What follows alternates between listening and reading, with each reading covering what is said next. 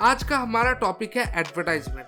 आज हम देखने वाले कि एडवर्टाइजमेंट बेसिकली है क्या, जहां पर हम इंट्रोडक्शन देने वाले हैं आपको एडवर्टाइजमेंट के बारे में, और साथ ही साथ हम ये देखेंगे कैसे एक एडवर्टाइजमेंट को बेसिकली स्ट्रक्चर किया जाता है।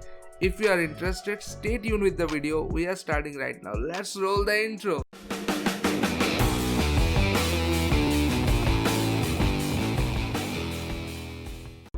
हे एवरीवन, वेलकम। सो आज हम देखने वाले हैं बेसिकली एक इंट्रोडक्शन टू एडवर्टाइजमेंट। एडवर्टाइजमेंट है क्या और उसे कैसे क्रिएट किया जाता है, या फिर उसकी बेसिक स्ट्रक्चर क्या होती है। एडवर्टाइजमेंट का मतलब क्या है, पहले आप ये समझ लो। अगर मार्केटिंग एक फॉर्म है जिससे आप अपने ऑडियंस तक पहुंचते हो, तो एडवर्टाइजमेंट वो कम्युनिकेशन लैंग्वेज है। जैसे मैं आपको इस चीज को समझाने के लिए एक लैंग्वेज का यूज कर रहा हूँ जिसका नाम है हिंदी, वैसे ही एडवर्टाइजमेंट मार्केटिंग के लिए एक लैंग्वेज है जिससे वो उसके कस्टमर से बात करता है। तो यहाँ तक हमें क्लियर हो चुका है कि एडवर्टाइजमेंट का मेन मतलब क्या है। अगर आपको मोटी मोटी एडवर्टाइजमेंट की पूरी डेफिनेशन चाहिए तो मैंने डिस्क्रिप्शन में दी हुई है, आप चेक कर लेना। साथ ही साथ डिस्क्रिप्शन में मेरे इंस्टाग्राम का भी लिंक है, फॉलो कर लेना। I am smart plug in. So अब आ जाते हैं हम टॉपिक पे कि एडवर्टाइजमेंट का स्ट्रक्चर कैसे होता है। देखो, एक एडवर्टाइजमेंट का स्ट्रक्चर मतलब हमें एक कम्युनिकेशन का स्ट्रक्चर क्रिएट करना है। जैसे हिंदी को सीखने के लिए हमें क ख ग सीखना पड़ेगा, वैसे ही एडवर्टाइजमेंट को सीखने के लिए हमें पहले 3 चीज़ों को समझना पड़ेगा। अगर आपका प्रोडक्ट बिल्कुल इनोवेटिव है, जो मार्केट में एग्जिस्ट नहीं करता, तो आपके लिए पहले के 2 चीज़ एप्लीकेबल है। अगर आप ऑलरेडी एग्जिस्टिंग मार्केट में कुछ नया कर रहे हो, या फिर आप उसी प्रोडक्ट को किसी टारगेटेड ऑडियंस को सेल करते हो, तो आपके लिए 3 पॉइंट्स है। पहला पॉइंट है कि किसे हमें ये चीज़ पहुंचानी है, या फिर हमें किससे कम्युनिकेट करना है, मतलब हमारा ऑडियंस है। एग्जाम्पल, अगर मैं साड़ी बेच रहा हूँ तो मैं लड़कों को नहीं दिखाऊंगा, लड़कों से मैं कम्युनिकेट कम करूंगा। ज़्यादा मैं कम्युनिकेट किससे करूंगा? उन लोगों से करूंगा जो कि फीमेल है, जो लोग साड़ी पहनते हैं। या फिर अगर मैं लड़कों से भी करूं तो उनसे करूंगा जिनको साड़ी किसी को गिफ्ट करनी होगी, जैसे जिन लड़कों के रिलेशन में होंगे या फिर शादी हो चुकी होगी, उन लोगों को मैं ज़्यादा इस चीज़ को प्रमोट करूंगा। बट बेसिकली जो मेरा मेन ऑडियंस सेट होगा वो होगा फीमेल्स। अब आ जाते हैं हम हमारे दूसरे क्वेश्चन पे कि क्या उस चीज़ की लोगों को ज़रूरत है या नहीं, मतलब is it important for your consumer. जिसको भी आप टारगेट कर रहे हो, क्या वो उस चीज़ को यूज़ करते हैं। साड़ियाँ क्या लड़कियाँ यूज़ करती है? हाँ, यूज़ करती है, तो हमें उन्हीं के लिए ये बनानी है। अब अगर ये चीज़, अगर आप यहाँ पर जो भी चीज़ क्रिएट कर रहे हो वो इनोवेटिव है, जैसे आप जो भी चीज़ क्रिएट कर रहे हो वो कोई और ब्रांड क्रिएट नहीं कर रहा, कोई और बिजनेस नहीं है उससे रिलेटेड, तो आपको यहीं पर रुक जाना है। क्योंकि एक, आपको पता है कि आपका ऑडियंस सेट कौन है और आपका कंपटीशन में कोई नहीं है, तो आपको पता है कि किस ज़रूरत पे और किस चीज़ के लिए आप उन्हें वो बेच रहे हो। यहाँ पर आपका काम खत्म हो जाता है। बट अगर आपके एग्जिस्टिंग में और भी कंपटीशन है, तो आपके लिए तीसरा स्टेप आता है कि क्या उस चीज़ से रिलेटेड कोई एक ऐसी चीज़ है जिसको आप सॉल्व कर सकते हो। कोई एक प्रॉब्लम है या फिर कोई एक ऐसी चीज़ है जिसको आप और भी बेहतर तरीके से उन तक प्रेजेंट कर सकते हो। ये वाली चीज़ आ जाएगी हमारे तीसरे पॉइंट पे, और इन तीनों को ही कंबाइन करके हमारा एडवर्टाइजिंग की लैंग्वेज बनती है। अब एडवर्टाइजिंग का जो लैंग्वेज है, फॉर एग्जांपल, अब मैं तीनों को एक बार ब्रेक डाउन कर देता हूँ आपके लिए। पहली चीज़, अगर हम साड़ी बेच रहे हैं तो हम किसको बेचेंगे? हम औरतों को बेचेंगे या फिर हम फीमेल्स को बेचेंगे।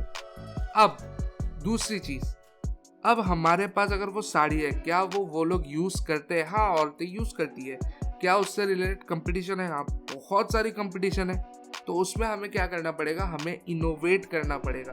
अब इन्वेंशन और इनोवेट में 2 चीज़ है कि इन्वेंशन बिल्कुल एक फ्रेश चीज़ होती है, और इनोवेट आप किसी भी चीज़ में इम्प्रूवमेंट कर सकते हो, या फिर आप रिवर्स इंजीनियरिंग भी कह सकते हो, मतलब कोई एक नई चीज़ को बनाना ऑलरेडी एग्जिस्टिंग चीज़ से। तो अब हम क्या कर सकते हैं? अगर साड़ियों में ऐसा हो सकता है कि साड़ियाँ बहुत ज़्यादा प्लेन या फिर बहुत ज़्यादा ओल्ड फैशन है, क्या हम उसे उसमें नई फैशन की चीज़ कुछ ला सकते हैं? क्या हम उसे और भी ज़्यादा यूथ फ्रेंडली बना सकते हैं? हाँ, अगर हम वो कर सकते हैं तो अब हमारे पास क्या हो गया? हमारी पूरी तीनों चीज़ डिफरेंस हो जाएगी। वुमेन, बट हम हाई एज्ड वुमेन्स को टारगेट नहीं करेंगे, हम टारगेट करेंगे यंग एज वुमेन्स को। अब उनको क्या जरूरत है, उनको साड़ियाँ चाहिए, और वो ज्यादातर साड़ियाँ पहनती कब है, जब फेस्टिवल्स है, ये सारी चीजें होती है। उनका हमेशा के लिए साड़ियाँ नहीं चाहिए, बट फेस्टिवल्स में कोई भी चीज हो ऐसी जहाँ पर एथनिक वेयर पहनना होता है, उनको वहां पर पहनना है। तो उनको अगर हम यंग या फिर बहुत ही ज्यादा मॉडर्न डिजाइन वाली साड़ियाँ दें तो वो उनको ज्यादा अपील करेगी और वो उस चीज को ज्यादा खरीदेगी। तो ये तीनों पॉइंट हमारी तरफ से हमारे बिजनेस के लिए एक परफेक्ट एडवर्टाइजमेंट लैंग्वेज बन जाते हैं, जहां पर पहले तो हम यंग लड़कियों को ऑडियंस कर रहे हैं, यंग यूथ को ऑडियंस कर रहे हैं, साथ ही साथ उनकी जो मेन प्रॉब्लम है कि उन्हें ओल्ड फैशन चीज़ें नहीं पहननी, उन्हें न्यू एज चीज़ें पहननी है। तो दूसरी चीज़, उनके लिए हम न्यू एज चीज़ें क्रिएट कर रहे हैं। और तीसरा, हमने यहाँ पर इनोवेट करके कंपटीशन से अपने आप को अलग कर दिया। तो तीनों चीज़ हमारे लिए अच्छी है। अब हमें क्या क्रिएट करना है, हमें क्रिएट करना है एड सेट। अब एड सेट क्या होता है, किसी भी तरह से आप इस कम्युनिकेशन को उन तक जो पहुंचाओगे, उस फॉर्म को हम कहते हैं एड सेट। अब एड सेट किस किस फॉर्म में होती है, टेक्स्ट, इमेज, वीडियो, 3 फॉर्म में हम एड सेट क्रिएट करते हैं। एक पहला होता है टेक्स्ट, जहां पर हम बेसिकली चीज़ों को लिखते हैं कि क्या क्या हमारे फीचर्स है और क्या क्या चीज़ें हम ये अपने आप को कम्युनिकेट करते हैं। और वो आप जितनी ज़्यादा अच्छी तरह से सीखोगे, इसे हम एक्चुअली जो लैंग्वेज है हमारी मार्केटिंग के लैंग्वेज में हम कहते हैं कॉपी राइटिंग। तो आपकी जितनी अच्छी कॉपी होगी उतनी ज़्यादा लोगों को वो अपीलिंग लगेगी और उतनी ज़्यादा वो इस चीज़ की तरफ इंक्लाइंड होंगे। अब उसी कॉपी से इंस्पायर्ड होके हम क्या करेंगे, हम एक वीडियो या फिर एक इमेज क्रिएट करेंगे जिसको वो देख के समझेंगे कि क्या प्रोडक्ट है। क्योंकि देखो, अब कॉपी अगर लंबी हो या फिर कुछ भी तरह से हो, 1 लाइन 2 लाइन लोग पढ़ लेंगे, बट पूरे टाइम तो वो एक जो टेक्स्ट वाली चीज़ होती है ना, वो आज के डेट में उतनी ज़्यादा इफेक्टिव नहीं है। तो आपको क्या करना पड़ेगा, आपको इमेज या फिर वीडियो चाहिए। तो उस इमेज या फिर वीडियो में क्या होता है, इमेज या फिर वीडियो में बेसिकली आपके उन्हीं 3 चीज़ों को एक्सप्लेन किया होता है, एक इमेज के अंदर या फिर एक वीडियो के अंदर, ताकि जो भी आपका ऑडियंस सेट है, जो भी आपके पोटेंशियल कस्टमर्स हैं, उनको आप क्या चीज़ दे रहे हो वो समझ में आए। और इसी चीज़ को एज ए होल हम कहते हैं एडवर्टाइजिंग।